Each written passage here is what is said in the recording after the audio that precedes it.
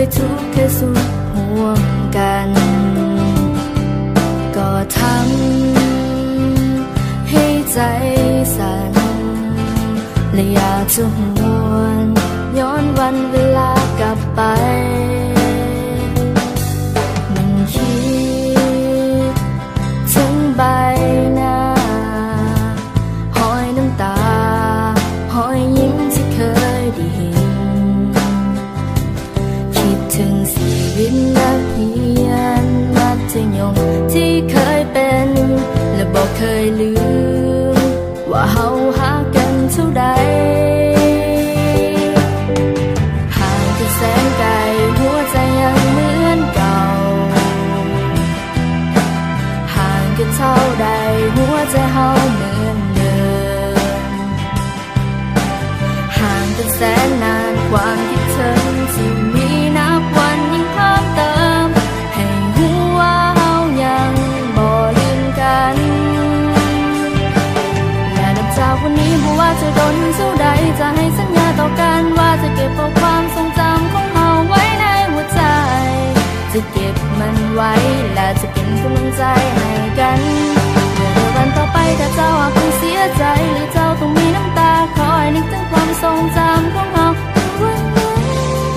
ในวันที่เฮาเคยอยู่เคียงข้างกันและมันยังคงจะเป็นแบบนั้นตลอดไป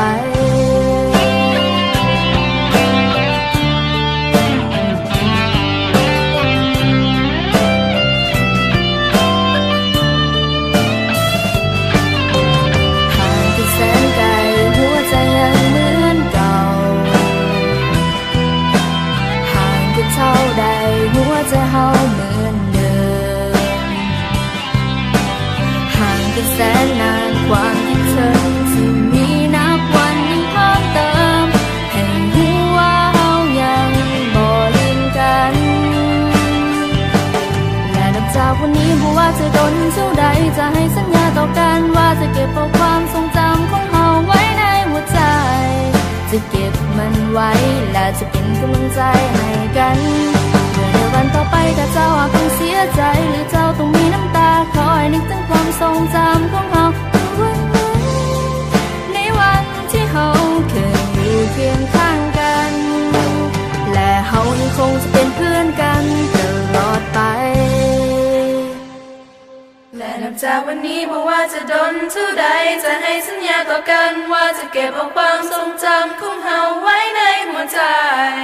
จะเก็บมันไว้และจะเป็นกำลังใจให้กันเมื่อในวันต่อไปถ้าเจ้าหากต้องเสียใจหรือเจ้าต้องมีน้ำตาคอยนึกถึงความทรงจำของเฮาเมื่อวันนั้นในวันที่เฮาเคยอยู่เคียงข้างกันและเฮายังคงจะเป็นเพื่อนกัน